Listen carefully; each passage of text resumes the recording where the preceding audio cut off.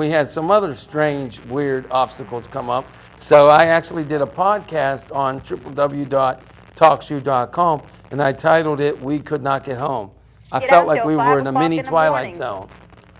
Were you on Route 30? Actually, no. When we were on Route 30, we ran out of gas about half a mile away from McDonald's.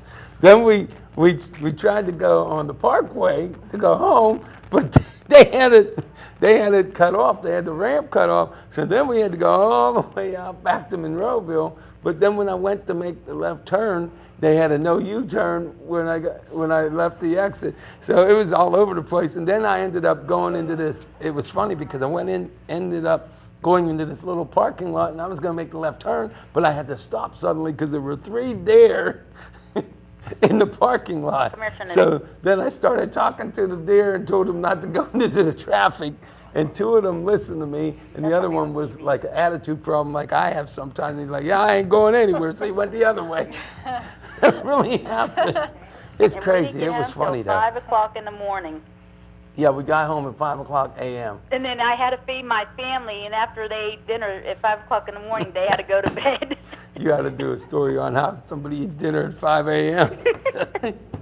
Any rate, but let's get back to breakfast special. Let's get back to Rick, because Chris has to get his words in and questions, and so does Annette. So if you don't mind, Donna, I'll be eating that food later on tonight.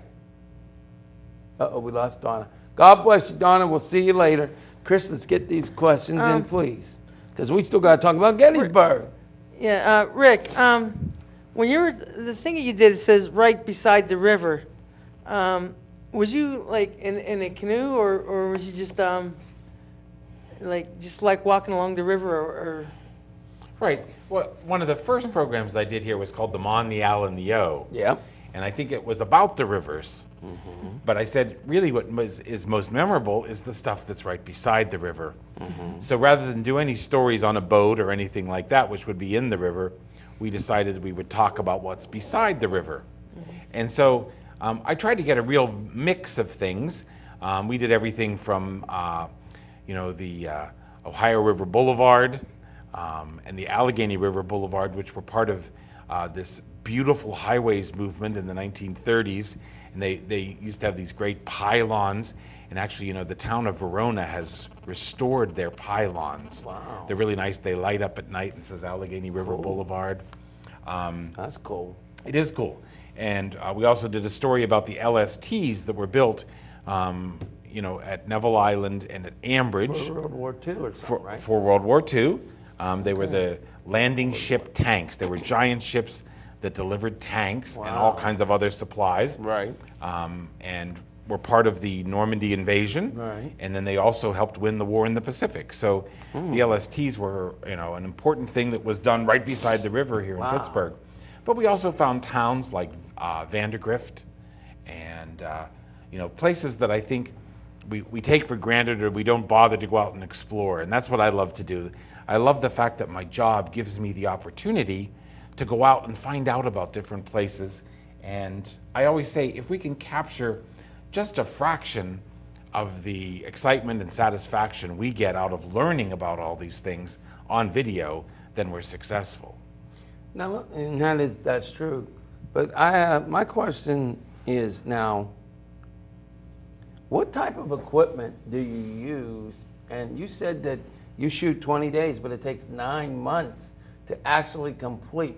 Could you tell the audience a little bit, maybe behind the scenes, kind of stuff? Give us an idea what causes it to be, if it's 20 days, and I know because I've done this, so I know a little bit, but not nearly as much as you would know. I say 6 months to 9 months, and it's not always steady on one project. Okay. Sometimes, that's why some of them will take 9 months, sometimes even a year, if we do a whole nother show in the middle. Right.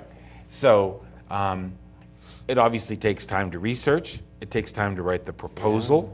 It takes time to get the proposal out to people, hoping to find some money to do the program. Right. Once you've got the money, then you have to decide where you're actually going to go. And although you have 20 days, they're not 20 consecutive days, because I think you'd go crazy. Yeah. And there'd be too many. You might go crazy. There would be too many changes in people's schedules, and if one thing fell off, or if one thing didn't go exactly right, your whole schedule would be blown. So, you know, What about like, how do you get your permissions? Like when you did Kennywood Memories, how do you go about getting your permissions?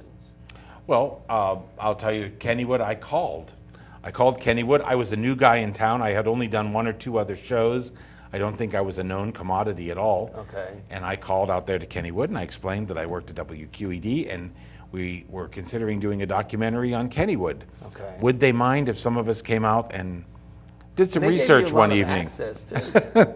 Oh, Kennywood was so great. They gave us total access. Yes, they did. And actually, Ann Hughes, Carl Hughes was the chairman of the board then, and his wife, Ann Hughes, took care of PR for the park at that time in 1988.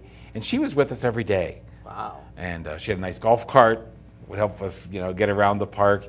If I asked for anything, I swear she would try to do her best to get it. She was really a wonderful help, and but I mean, so were all the people out there at Kennywood.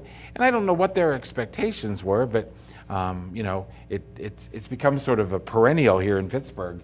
Anytime we put Kennywood Memories on the air, people will watch it. Oh, yeah. Like me, too. Everybody wants a sequel. I don't know that we'll ever do a sequel just because of the funding being so different. Right, yeah.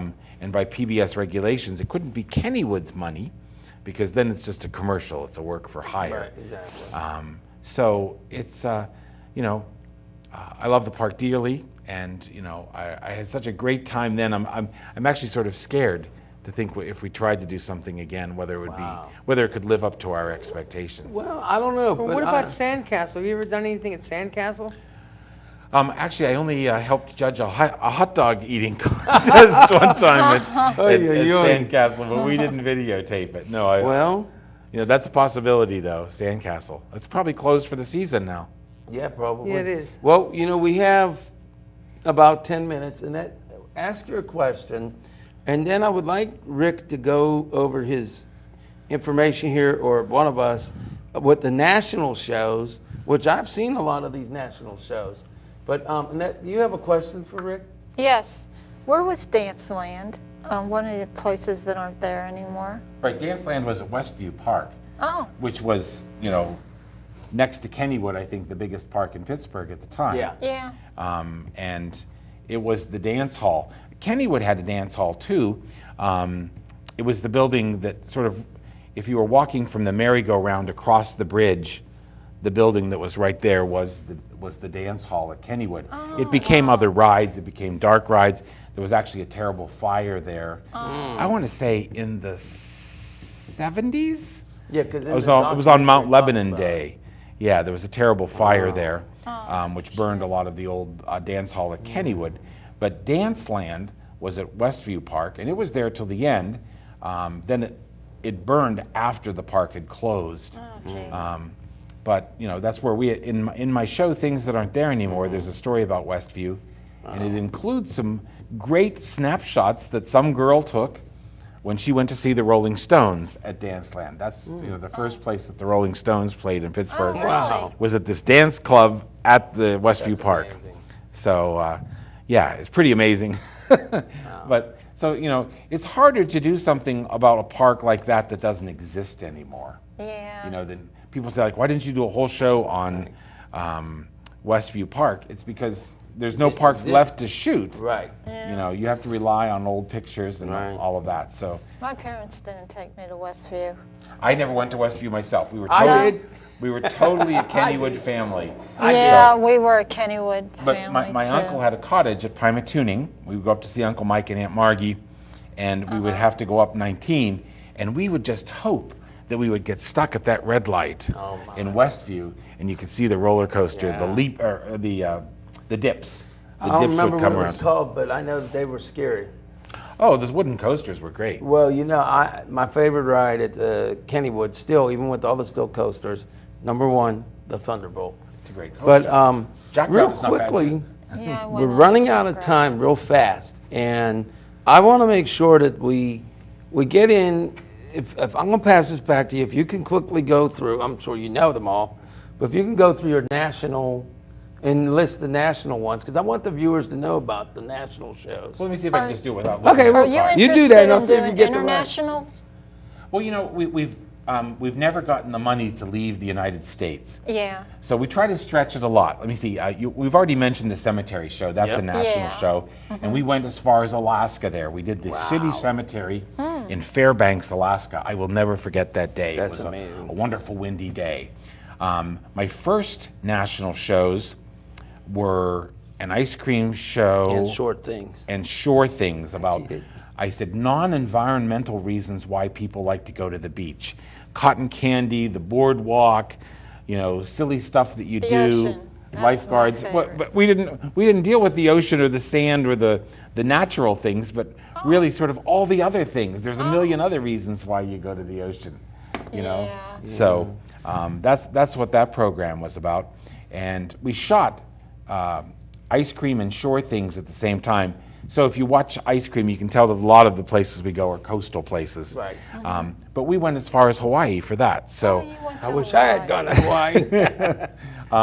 and then I want to go to Hawaii. the next set of national shows we shot at the same time: hot dogs and great old amusement parks. Oh, wow. So we went, and actually I used Kennywood as the model.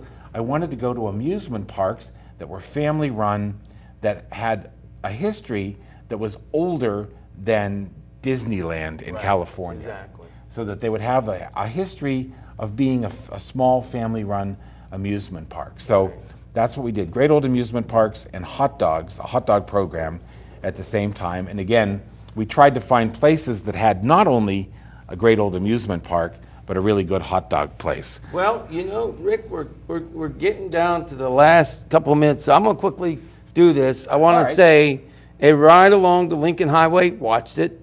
To market, to buy a fat pig, haven't seen it yet. A cemetery story, a program about unusual buildings and other roadside stuff. Fred Rogers, America's favorite neighbor. Sandwiches that you will like, saw that and got hungry. A flea market documentary, a hot dog program, we don't want to go there, I was so hungry I don't even want to talk about it. Great old amusement parks, wanted to hurry up and go in some rides. Short Things and an ice cream show. Seen them all, they're very good. Remember to go to www.wqed.org Right. /shop, right? No, you want to go to my shopwqed.org. fault. ShopWQED.org. ShopWQED.org. We're running out of time, so this will conclude the interview part. I would like to invite you for the future to come back and talk about things that we didn't get to talk about. Hey, that's a new movie, a new documentary. Things we didn't get to talk about. At any rate, and also once you do this other stuff. But real quickly, to my viewers on a serious note, they are trying, this has nothing to do with Rick, there is a possibility that on the Gettysburg National Battlefield, a mile away, there's talk of creating a casino. I want to just quickly say, because I only have a minute and a half, do not make a casino anywhere near Gettysburg. The souls of those men deserve better, and that was one of the reasons why we still have the United States of America. We cannot and must not put any casino by Gettysburg. That's my opinion only. We will talk about that on a future podcast and also a future Humanity Matters TV show. Real quickly, as far as the buses are concerned, there were more cutbacks this past Sunday, and a lot of people are hurting. I implore the candidates for governor to make sure that once they are elected, whomever